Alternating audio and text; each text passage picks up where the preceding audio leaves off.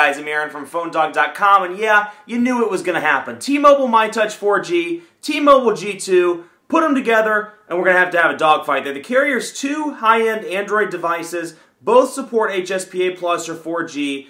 Both are awesome. One has a physical QWERTY keyboard. One has a little bit bigger display. Both have 5-megapixel cameras. The list goes on and on. But at the end of the day, the carrier's two flagship devices that support HSPA Plus. So we're going to put them together in a dogfight? Absolutely. Now let's have a look at the messaging app, for example.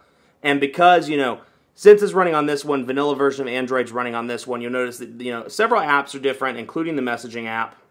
You'll see here slightly different user interface.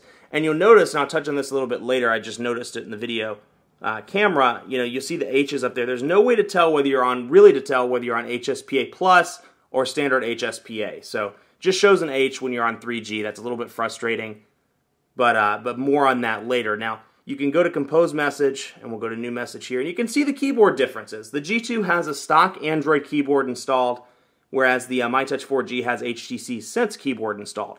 Now, there are a couple different options on here. You can change the input method to swipe or to drag and dictation. So you have 3 different keyboard options on here. Out of the box, you really have 2 on this one. Ignore the Smart Keyboard trial. It's something I'm working on right now. You can download that from the Android market. But out of the box, you get swipe and Android keyboard. So if swipe's your thing, pop it on, you're ready to go. See?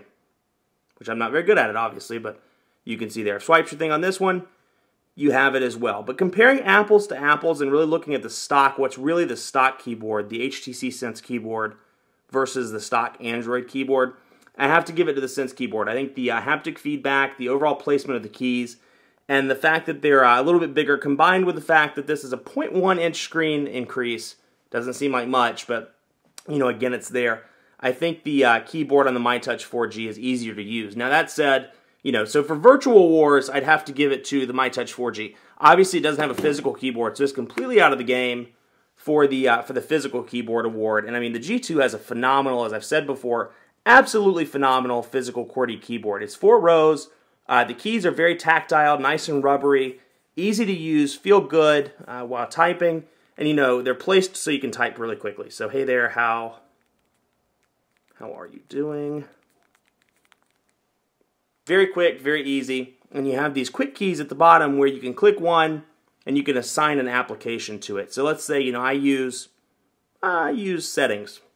I use battery use on a pretty regular basis. So my quick key is assigned now from anywhere in the menu or anywhere in the phone. I can click that button and it brings up my battery use.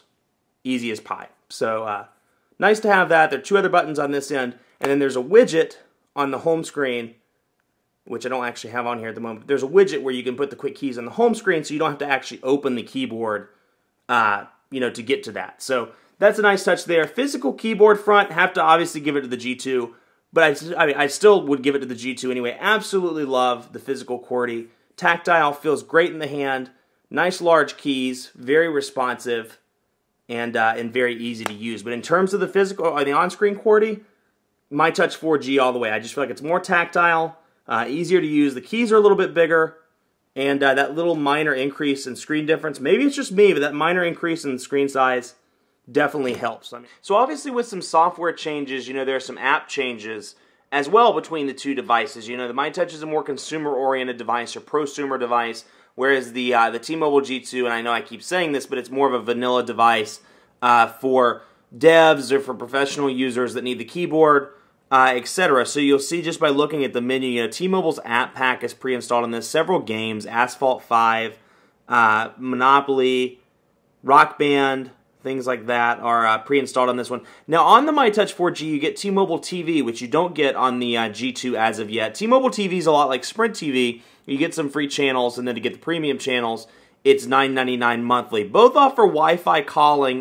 This one out of the box, the G2 with the latest software update, both of which enables Wi-Fi calling on both devices, but you have to have a SIM card. You can't just pick this up full retail and turn it on Wi-Fi and be like, hey, I have calls. No, you have to have a T-Mobile account.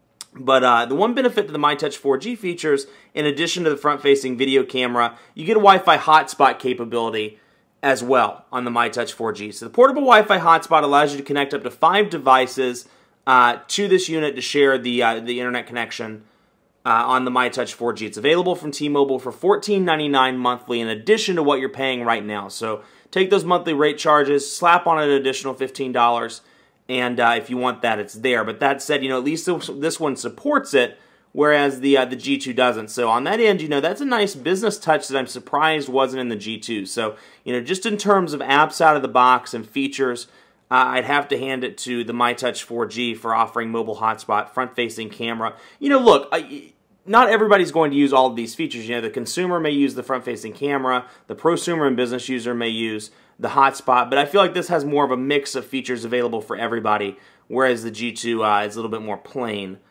on that front. So, again, it all depends on what you want, but it's nice to have those features installed on the myTouch. One thing I want to highlight on the myTouch 4G, T-Mobile TV is a pretty cool program. It's like I said, it's like Sprint TV, and you do have the option of let's do that. You do have the option of doing this for free. So it's a nice touch. It's nice to have it on the myTouch, even if you don't use it.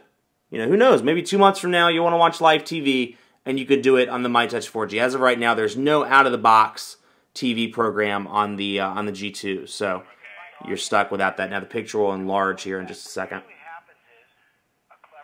There we go.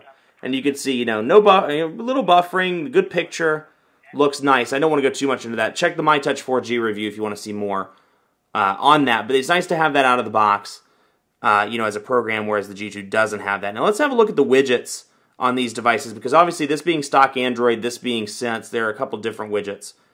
And this is one of the places where, in my opinion, HTC just absolutely excels. I love the widgets on Sense, and on this one, considering it's a myTouch version of Sense UI, there are some T-Mobile specific widgets like App Pack and Fave/Family widget, which I think you saw when I was scrolling through, and then a couple others. But HTC does a fantastic job with their widgets. They have the program called FriendStream, which is your aggregator for social media, so you can see your Facebook and your Twitter updates.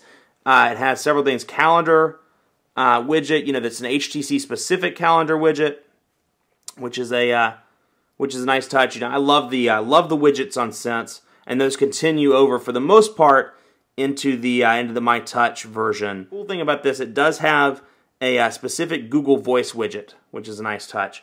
Sign in to see your messages, but once you sign in, you can see those from one of the home screens. So that's a neat little benefit that the G2 has that the myTouch, at least out of the box, right now does not have.